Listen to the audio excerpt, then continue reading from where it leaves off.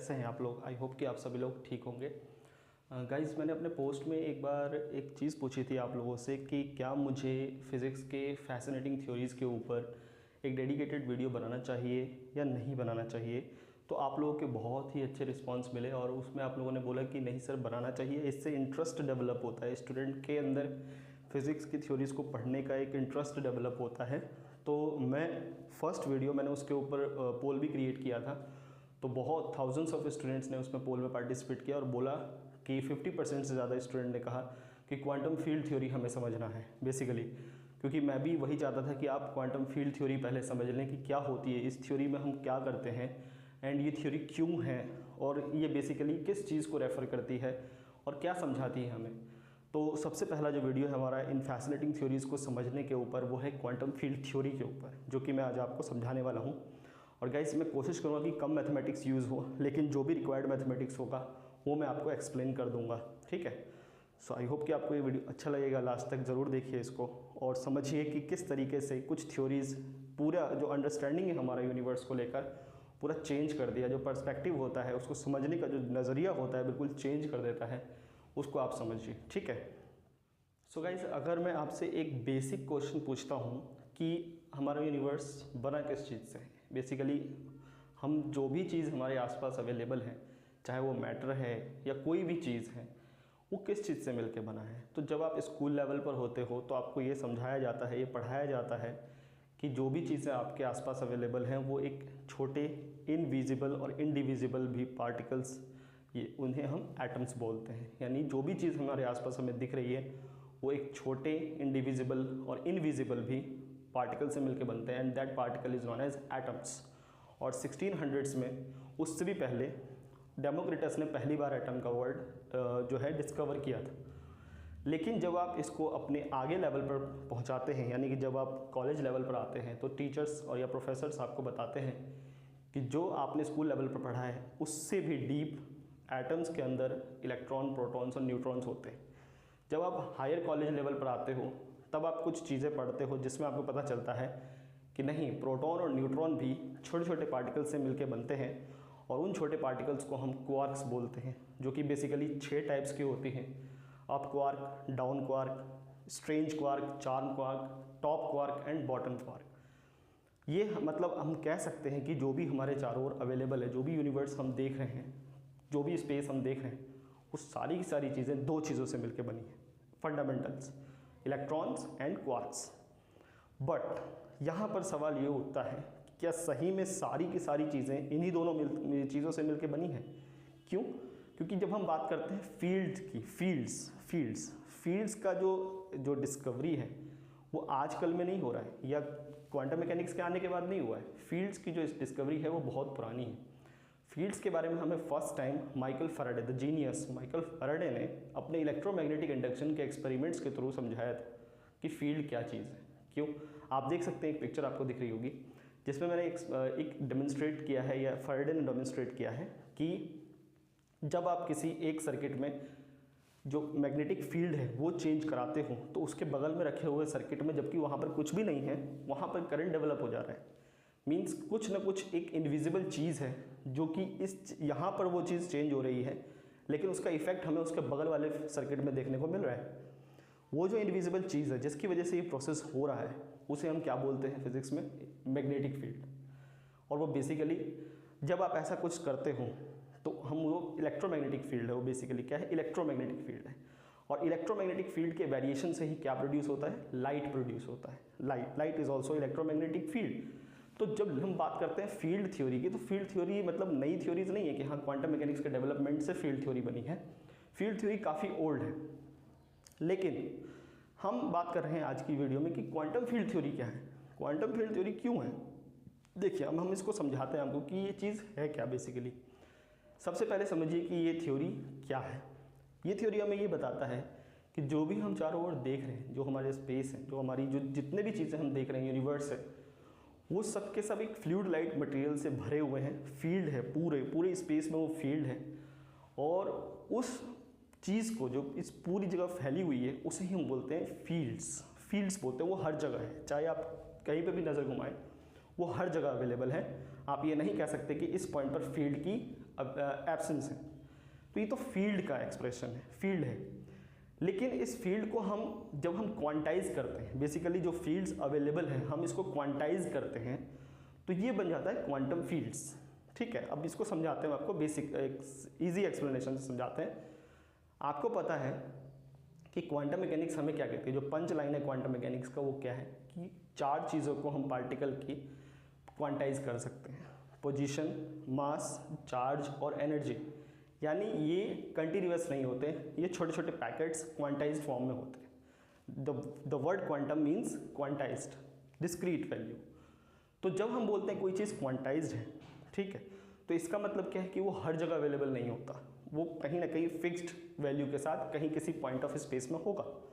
ठीक है, ये तो हो गया क्वांटम मैकेनिक्स हमें क्या बोलता है। लेकिन जब हम इसको, आप समझिए, इस बात को समझिएगा कि जब हम इसको रिलेटिविटी के साथ मिलाते हैं, जो कि स्पेशल थ्योरी ऑफ रिलेटिविटी के साथ इसको मिलाने की कोशिश करते हैं, जो कि अच्छा काम किया था पॉल डिराक जब इस चीज़ पे काम कर रहे थे, कि उनके पास एक आइडिया था कि जब हम बात करते हैं क्वांटम मैकेनिक्स की तो उसमें छोटे पार्टिकल्स होते हैं, सब एटॉमिक पार्टिकल्स होते हैं, लेकिन सब एटॉमिक पार्टिकल्स रिलेटिविस्टिक वेलोसिटी के साथ मूव कर रहे होते हैं। तो हम नॉन रिलेटिविस्टिक क्वांटम मैकेनिक्स क्यों पढ़ रहे हैं, क्यों पढ़ते हैं? बेसिकली हमें क्वांटम मैकेनिक्स में special theory of relativity add करना पड़ेगा। तो Paul Dirac one of the successful physicist उस टाइम के, जिन्होंने क्या किया कि क्वांटम मैकेनिक्स और स्पेशल थ्योरी ऑफ रिलेटिविटी को कंबाइन करने की कोशिश की, और वो सक्सेसफुल हुए उस चीज़ को लेकर। लेकिन क्यों जरूरत पड़ी, why we need to add special theory of relativity to quantum mechanics?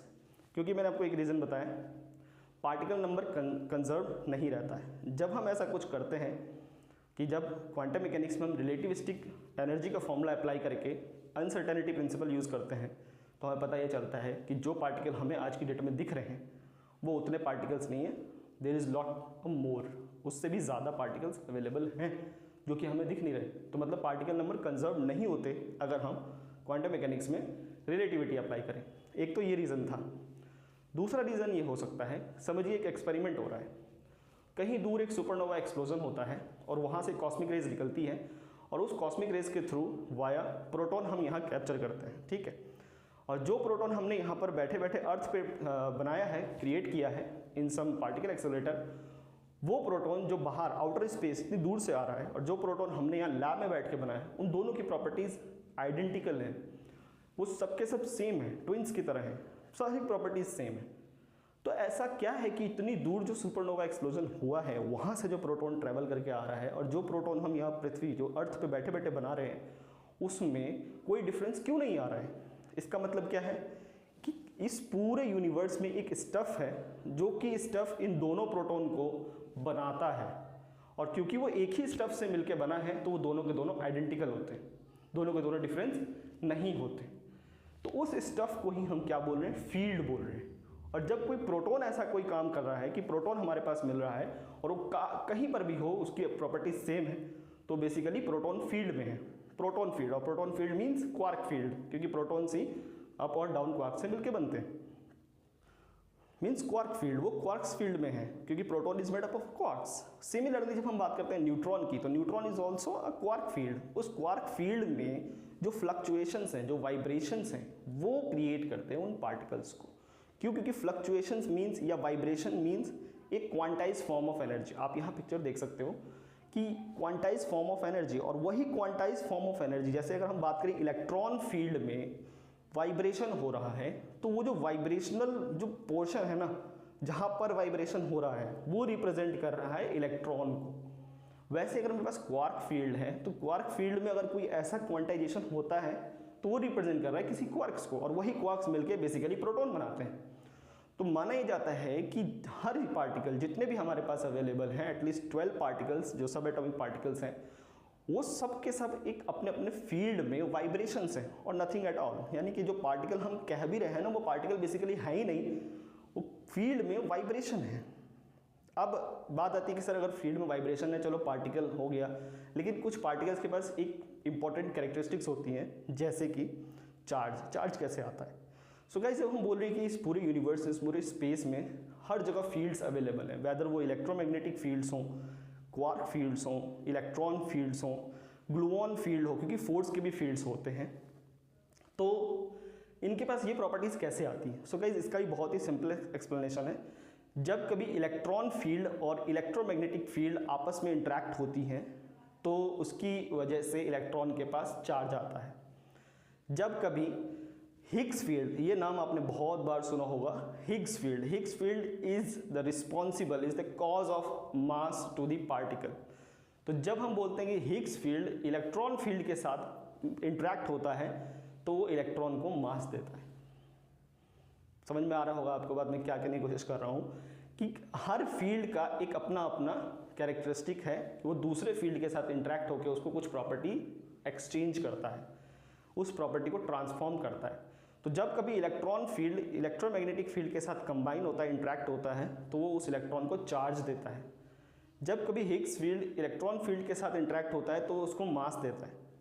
तो हर फील्ड बेसिकली, अब इसको मैं अगर इजी वे में बताऊं कि क्वांटम फील्ड थ्योरी क्या है, आपको समझ में आ गया होगा वैसे, कि हमारे यूनिवर्स में पार्टिकल्स नहीं हैं। हमारे जो सबसे डीप जो हम बोलते हैं कि हम किस चीज़ से मिलके बने हुए हैं, मतलब what are the universe made up of, तो वो हम कहेंगे universe is made up of fields, जो कि throughout the universe, throughout the space and time हर जगह अवेलेबल है। और उसी फील्ड में जो वाइब्रेशंस हैं, उसी फील्ड में जो वो वाइब्रेशनल क्वांटाइज्ड एनर्जी है, उसी को हम पार्टिकल का नाम देते हैं। तो अगर हमारे पास इलेक्ट्रॉन फील्ड है तो उस इलेक्ट्रॉन फील्ड में जो वाइब्रेशन होगा, जो फ्लक्चुएशंस होंगे, वो फ्लक्चुएशन रिप्रेजेंट कर रहे हैं एक सब एटॉमिक पार्टिकल, एक फंडामेंटल पार्टिकल इलेक्ट्रॉन को। ठीक है, तो ये क्वांटम फील्ड थ्योरी हमें बताती है। बट बेसिकली क्योंकि फील्ड्स दो टाइप की होती है, एक स्केलर फील्ड होता है और एक वेक्टर फील्ड होता है, तो depending upon the particle nature हम उसके बेसिस पर उसको क्वांटाइज करते हैं। अब हम थोड़ी मैथमेटिक्स की बात कर लेते हैं कि कैसे करते हैं हम, ये चीज़ कैसे पॉसिबल है। तो सबसे पहले हमारे पास हम क्या कंसिडर करते हैं, एक सिंगल पार्टिकल के ऊपर हम मैकेनिक्स नहीं करते, जो कि क्वांटम मैकेनिक्स हमें बोलता है कि भैया एक पार्टिकल लो, उस पार्टिकल का वेव फंक्शन लिखो और उसकी सारी चीज़ों को एक डायनामिकल ऑपरेटर्स की मदद से फ्यूचर के बारे में पता लगाओ, but which is not possible. हम सिर्फ प्रोबेबिलिस्टिक बातें पता लगाते हैं। क्वांटम मैकेनिक्स तो हमें इतना कहती है, लेकिन जब हम उसको रिलेटिविस्टिक उसका क्वांटम मैकेनिक्स पढ़ते हैं तो उसमें क्या करते हैं, पार्टिकल का जो डिस्क्रिप्शन है उसे हम हटा के फील्ड डिस्क्रिप्शन ऐड करते हैं और हम फील्ड को क्वांटाइज करते हैं। वहाँ पर हमने क्या किया, पार्टिकल की कुछ प्रॉपर्टी को क्वांटाइज कर दिया, चाहे वो पोजीशन हो, मास हो, चार्ज हो या एनर्जी हो। यहाँ पर हम क्या करते हैं, फील्ड लेते हैं, फील्ड को हम क्वांटाइज करते हैं, फील्ड को हम क्वांटाइज करते हैं। उसमें तीन चीज़ें होती हैं, एक लोकेलिटी, क्वांटाइजेशन एंड रिप्रेजेंटेशन या रीनॉर्मलाइजेशन। ठीक है, इन तीन चीज़ों की मदद से हम किसी भी फील्ड को क्वांटाइज करते हैं और उससे सारी चीज़ें हमें पता चलती है कि इस फील्ड में क्या क्या वेरिएशंस हो रहे हैं, चाहे वो उसकी प्रोपेगेशन हो, जो हम फेमन प्रोपेगेटर्स का यूज़ करते हैं, या कोई उस फील्ड में अवेलेबल कोई मल्टी पार्टिकल सिस्टम हो, वो सारी चीज़ें हम वही उसी फील्ड की प्रॉपर्टी, उसी फील्ड को क्वांटाइज करने से हम पता चलता है।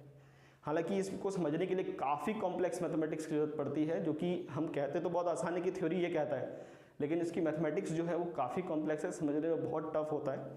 लेकिन मैंने आपको थ्योरी बताई है कि थ्योरी हमें कहता क्या है बेसिकली।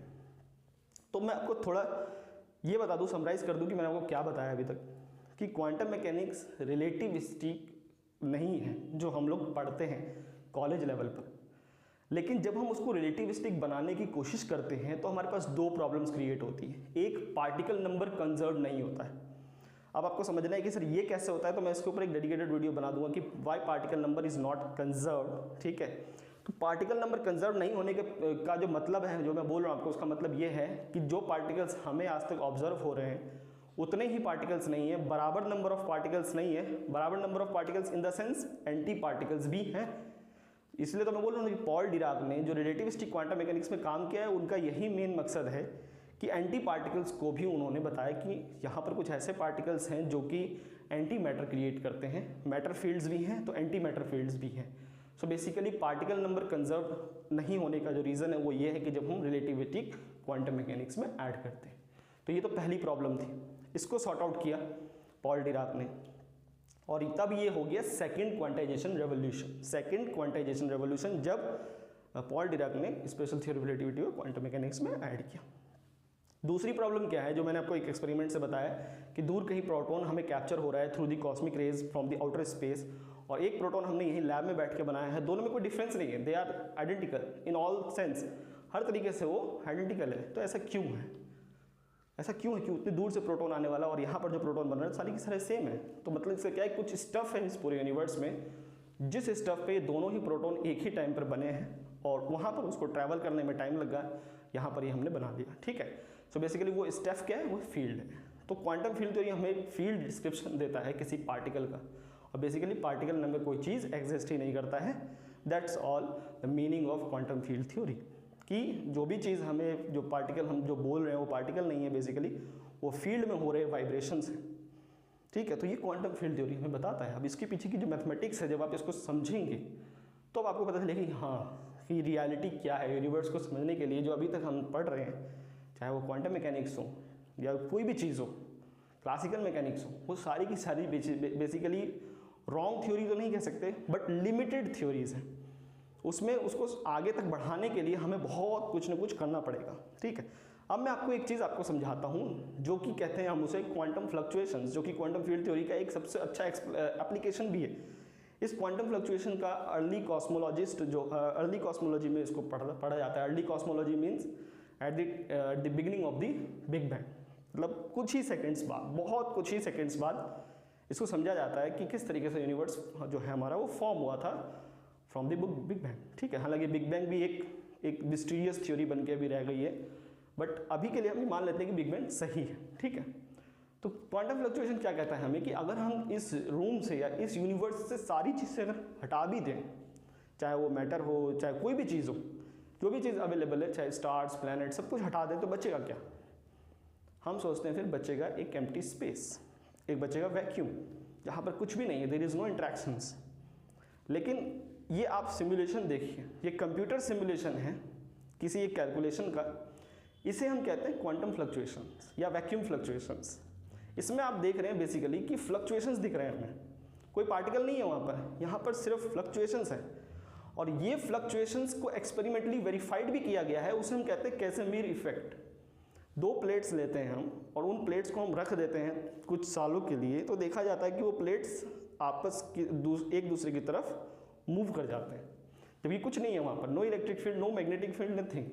तो ऐसा क्यों हुआ? क्योंकि जो पार्टिकल्स हैं, जो पार्टिकल्स हमें दिख नहीं रहे, वैक्यूम में भी वो पार्टिकल्स हमें अवेलेबल है, जिन्हें हम कह सकते हैं वर्चुअल पार्टिकल्स। तो वो पार्टिकल्स इन पर फोर्स लगाते हैं इन प्लेट्स पे, और ये प्लेट्स आपस में मूव कर जाते हैं, और ये वेरीफाइड है, कैसेमीर इफेक्ट बोलते हैं इसको, आप पढ़ सकते हैं हर जगह। तो मतलब जो हम देख रहे हैं बेसिकली, वैक्यूम भी डिवॉइड ऑफ स्पेस नहीं है, डिवॉइड ऑफ एनर्जी नहीं है, वहाँ पर भी कुछ पार्टिकल्स हैं, ठीक है। और ये भी वेरीफाइड है मैथमेटिकली कि हम वर्चुअल पार्टिकल को एक एक्चुअल पार्टिकल, रियल पार्टिकल में कन्वर्ट कर सकते, ऐसा भी पॉसिबल है। तो क्वांटम फील्ड थ्योरी के बहुत सारे एप्लीकेशंस हैं, और क्वांटम फील्ड थ्योरी सिर्फ पढ़ने के लिए ही इंपॉर्टेंट नहीं है। आज की डेट में जो स्ट्रिंग थ्योरी, जो कि सबसे बड़ी थ्योरी मानी जाती है किसी भी चीज़ को समझने के लिए, क्योंकि जब हम अभी डिस्कस कर रहे हैं क्वांटम फील्ड थ्योरी की, भैया हर चीज़ को एक्सप्लेन कर रही है, लेकिन क्वांटम फील्ड थ्योरी में भी कुछ प्रॉब्लम्स हैं। क्या? मैंने आपको एक चीज़ बताई कि हर पार्टिकल का एक अपना अपना फील्ड है। तो जो फोर्स मीडिएटिंग पार्टिकल्स होते हैं, जैसे इलेक्ट्रोमैग्नेटिक फोर्स का जो मीडिएटिंग पार्टिकल है उसे हम फोटोन बोलते हैं, और जो वीक न्यूक्लियर फोर्स का जो पार्टिकल है उसे हम WZ बोसोन्स बोलते हैं। फिर जो स्ट्रॉन्ग न्यूक्लियर फोर्स का जो पार्टिकल है उसे हम ग्लूऑन बोलते हैं। तो इन तीनों का भी अपना फील्ड है जो कि फोर्स को कैरी करता है। लेकिन जब हम बात करते हैं फोर्थ फंडामेंटल फोर्स, जो कि ग्रेविटेशनल फोर्स है, इसके लिए जब हम बात करते हैं किसी फील्ड की, तो वो स्पेस टाइम इटसेल्फ है, यानी जो हमें दिख रहा है चारों तरफ, उसमें जो कर्वेचर होता है वही ग्रेविटी होती है। तो ये जो स्पेस टाइम है वो खुद एक जो है फील्ड है। लेकिन जब हम ऐसा कुछ करते हैं, समझने की कोशिश करते हैं क्वांटम फील्ड थ्योरी में, ऐसा कुछ समझने की कोशिश करते हैं, तो हमें कुछ प्रॉब्लम्स मिलते हैं जो कि मैथमेटिकली तरीके से इनकंसिस्टेंट आप कह सकते हो। तो उसके लिए हम क्या करते हैं, हम जनरल थ्योरी ऑफ रिलेटिविटी को क्वांटम फील्ड थ्योरी के साथ मिलाते हैं, उसे मिक्स करने की कोशिश करते हैं, and that leads to a quantum string theory. तो string theory is nothing but the marriage between the quantum field theory and the general theory of relativity. तो वो हम अभी जो है आपको पता है सबसे बेस्ट थ्योरी है, जो कि अभी तक चली रही है, साइंटिस्ट को कोशिश कर रहे हैं समझने की कि why we are not getting any result in the experiments. But ऐसा नहीं है कि हमें नहीं मिलेगा, क्योंकि आपको पता है ग्रेविटेशनल वेव्स को समझने में 100 साल लग गए, बेसिकली उसके वेव्स को रिसीव करने में, उसको एक्सपेरिमेंटली देखने में 100 साल लग गए, क्योंकि 1915 में ग्रेविटेशनल वेव की फर्स्ट टाइम एल्बर्ट आइंस्टाइन की जो थ्योरीज हैं उसमें देखी गई थी, लेकिन एक्सपेरिमेंटली तो वो 2015 में जाके सेटिस्फाइड हुई। तो ऐसा तो नहीं है कि हाँ वो तो मशीनी कुछ दिक्कत हो सकती है, टेक्नोलॉजिकली हम लैग कर रहे हो, लेकिन आगे कुछ सालों के अंदर स्ट्रिंग थ्योरी के भी कुछ हमें पॉसिबल एविडेंसेस मिलेंगे। ठीक है, तो ये स्ट्रिंग मैंने आपको क्वांटम फील्ड थ्योरी के बारे में बता दिया, और क्या है मैंने ये भी बता दिया, और क्यों ज़रूरत है, जस्ट टू स्टडी एवरीथिंग, क्योंकि ये बेसिकली हर चीज़ को एक्सप्लेन करता है, चाहे वो फोर्स हो, चाहे वो मैटर हो, चाहे वो पार्टिकल हो, कुछ भी हो, हम जो चारों तरफ देख पा रहे हैं, जो फील कर पा रहे हैं, वो हर चीज़ को एक्सप्लेन करने के लिए एक तरीके से एबल है, वो एक्सप्लेन कर सकता है। और scientist are working on the quantum field theory too. आज की डेट में भी क्वांटम फील्ड थ्योरी पे बहुत वर्क होते हैं। अब जैसे आप बोलोगे सर क्वांटम फील्ड थ्योरी हम बोल रहे हैं, तो आपको मैं बता दूं क्वांटम फील्ड थ्योरी के 3 पार्ट्स ऑलरेडी डिस्कवर्ड हो चुके हैं, जैसे क्वांटम क्रोमोडायनामिक्स, ठीक है, क्वांटम इलेक्ट्रोडायनामिक्स, रिचर्ड फेनमैन का बहुत ज़्यादा इसमें रोल है, और क्वांटम ग्रेविटी को भी कोशिश की जा रही है समझने की quantum mechanically quantum field theory की मदद से, जो कि आज की डेट में आपने बहुत जगह सुना होगा, quantum gravity loop, quantum gravity and etcetera etcetera. So string theory is nothing but a attempt to explain the gravity and all the forces by using quantum field theory। ये भी आप कह सकते हो एक सिंगल फॉर्मूले की मदद से। ठीक है, तो ये सारी चीज़ें थी। अब मैं आपको बताता हूँ कि एज एन अंडर ग्रेजुएट और एज अ पोस्ट ग्रेजुएट आप इसे कैसे पढ़ें, कौन सी बुक को आप फॉलो करें, किस तरीके से आप इसको समझ सकते हैं। देखिए, बुक आप कोई से भी लीजिए, आपको समझ में नहीं आएगी। क्यों? क्योंकि इसकी मैथमेटिक्स कुछ ज़्यादा ही कॉम्प्लेक्स है, आपको ये जल्दी समझ में नहीं आएगी। सो बेटर मैं आपको ये सजेशन दूंगा कि आप अपनी मैथमेटिक्स को खूब स्ट्रॉन्ग करिए, खूब ज़्यादा स्ट्रॉन्ग करिए, और ध्यान रखिए कि जब तक आप मैथ्स को करते रहेंगे तब तक आपके पास जो थॉट्स हैं वो आगे बनते रहेंगे, क्योंकि मैथमेटिक्स ने ऐसी कुछ चीज़ें बता दी हैं जो कि पहले सोचना पॉसिबल नहीं था। पहले लोग सिर्फ स्टेटमेंट और हाइपोथेसिस पे जीते थे, लेकिन जब से मैथमेटिक्स ने जन्म लिया, मैथमेटिक्स प्रोग्रेस करने लग गया, तो साइंटिस्टों को एक मौका मिला कि वो उसको इक्वेशन के फॉर्म में शो कर सकते हैं, एंड देन उस इक्वेशन की मदद से आपको पता है एक्सपेरिमेंटलिस्ट कुछ कैलकुलेशंस भी करते हैं, और theorist and experimentalist are working together to explain a perfect theory. ठीक है, ऐसा नहीं है कि अगर आपने कोई मैथमेटिकल इक्वेशन बना दिया और एक्सपेरिमेंटल एविडेंस नहीं है तो आपकी सही थ्योरी है, वो सिर्फ मैथमेटिकल थ्योरी बन के रह जाएगी। ठीक है, तो आपको ध्यान रखना है कि मैथमेटिक्स को ध्यान रखना है, मतलब मैथमेटिक्स को खूब पढ़ना है, चाहे वो ग्रुप थ्योरी हो, वेक्टर स्पेसेस हो, एब्स्ट्रैक्ट अलजेब्रा, ज्योमेट्री, कैलकुलस, ये सारी की सारी चीज़ें आपको शुरू करनी है पढ़ना। ठीक है, और बहुत कम यूनिवर्सिटीज़ और इंस्टीट्यूट है जहाँ पर quantum field theory masters level पर भी पढ़ाई जाती हैं, तो वो देखना है कि आपके अंदर इंटरेस्ट है इस चीज़ को समझने के लिए या नहीं। ठीक, तो ये सारी चीज़ें थी। अब एक चीज़ मैं आपको बता देता हूँ, जब हम कोई यूनिवर्स को समझने की कोशिश करते हैं तो यूनिवर्स एक दलदल की तरह, जिसमें जो इंसान इसको समझने की कोशिश करता है वो उसको और कॉम्प्लेक्स लगता है, यानी जितना हम इसको समझते हैं ये और उतना कॉम्प्लेक्स होता जाता है। लेकिन क्योंकि मैंने बोला ये एक दलदल की तरह, इसको समझने के लिए आपको उसमें उतरना होगा, इसमें धंसना होगा, आप अपने आप को ऐसा फील करोगे कि, लेकिन जो ये रिस्क लेता है वही फिजिसिस्ट होता है, वही साइंटिस्ट होता है, कि जो यूनिवर्स को समझने के लिए रिस्क लेता है कि मैं तो समझ कर रहूँगा, चाहे कितना भी कॉम्प्लेक्स होता जाएगा, होता जाएगा। आप देख लीजिए, आज से 500 साल या 1000 साल पहले सिर्फ इतना कह के बोल दिया जाता था कि भैया ये है, ये इसके बीच में सेंटर में है सोलर सिस्टम के, बाकी चारों ओर इसके रिवॉल्व कर रहे हैं, बस बात खत्म। जब मैथमेटिक्स ने अच्छी तरीके से प्रोग्रेस करना शुरू किया तो न्यूटन ने फिर इसको एक्सप्लेन किया, अच्छी तरीके से वेरीफाई किया। लेकिन आज की डेट में आप देख लो कि जितना जितना हम समझते जा रहे हैं ये उतनी ही और कॉम्प्लेक्स होती जा रही है। सबसे कॉम्प्लेक्स थ्योरी स्ट्रिंग थ्योरी, हालांकि इंसान का दिमाग भी इतना डेवलप हो चुका है कि वो इस चीज़ों को समझ सकता है। ठीक है ना, मैं क्या बोल रहा हूँ, आप रिस्क लीजिए, इसको समझने की कोशिश करिए। और यूनिवर्स की एज बहुत ज़्यादा है और आपको समझना बहुत ज़्यादा है, तो टाइम बहुत कम होता है। इंसान की एक एवरेज लाइफ 80 से 90 साल की होती है, और यूनिवर्स की एज तो आप समझ सकते हैं कितनी है, तो कितना ज़्यादा हमें समझना है, बहुत कम टाइम होता है। तो आप शुरू करिए, मैथमेटिक्स को समझना शुरू करिए। सारी थ्योरीज जो मैंने आपको जो भी एक्सप्लेनेशन दिया है कि ये फील्ड एग्जिस्टेंस है, क्वांटाइज करना पड़ता है, लेकिन आपको तभी समझ में आएगी जब आप उसके पीछे की मैथ समझ लोगे, नहीं तो फिर आप रटना पड़ेगा, जो कि बाकी स्टूडेंट भी करते हैं। ठीक है, तो आई होप कि ये सारी बातें आपको बहुत अच्छी लगी होंगी। ये मैं videos general theory of relativity भी बनाऊंगा, फिर ऐसी स्ट्रिंग थ्योरी भी बनाऊंगा, ब्लैक होल्स भी बनाऊंगा, और आपको एक तरीके से इंटरेस्ट आएगा इस चीज़ को समझने में कि कितनी अच्छी थ्योरीज हैं। जैसे कि क्वांटम मैकेनिक्स आपको अच्छी लगी होंगी, आपने अंडर ग्रेजुएट में पढ़ी होगी, तो वैसे ही ये सारी चीज़ें। ठीक है, तो शेयर करिए इसको अपने ज़्यादा से ज़्यादा दोस्तों के साथ। मिलते हैं अपने नेक्स्ट वीडियो में। Good bye, take care. Bye.